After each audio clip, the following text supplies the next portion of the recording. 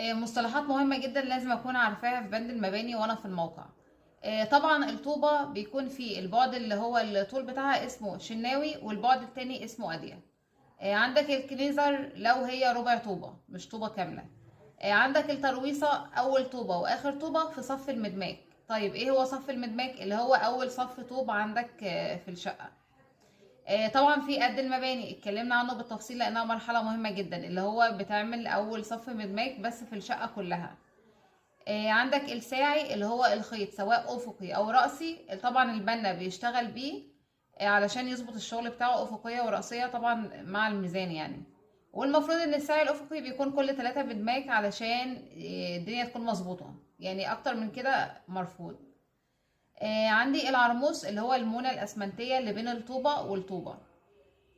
لو المونة دي اللي هو الرأسية بيطلق عليها عرموس، المفروض المونة الأفقية بيطلق عليها مرقد، تسمى لحام المرقد، بس احنا ساعات بنقول العرموس على الاتنين سواء أفقي أو رأسي. طبعا بناء على المونة اللي هو العرموس في حاجة اسمها تكحيل العراميس، وده حاجة مهمة جدا. البنا المفروض بيجيب المكوة بتاعة العراميس وبيكحل العرموس. يعني ايه؟ المفروض ان انا بحوش الزيادة بتاعة المونة ولازم احوشها، او بيجيب المكوة بيمشي عليها، لو مفيش مكوة بيستخدم سيخ حديد مشرشر. بس ده مهم جدا لان لما بسيب المونة دي بتعملي مشاكل بعد كده في بند البياض، بتخليه يطقطق. عندي الشنايش عبارة عن فتحة في المباني، لان طبعا في البنود اللي بعد كده بتحتاج ان انت تعمل فتحات فاسمها شنيشة او شنايش. عندك الدروة اللي هو المباني بتاعة السور اللي هو السطح او مباني البلكونة. يعني بيطلق على الاتنين.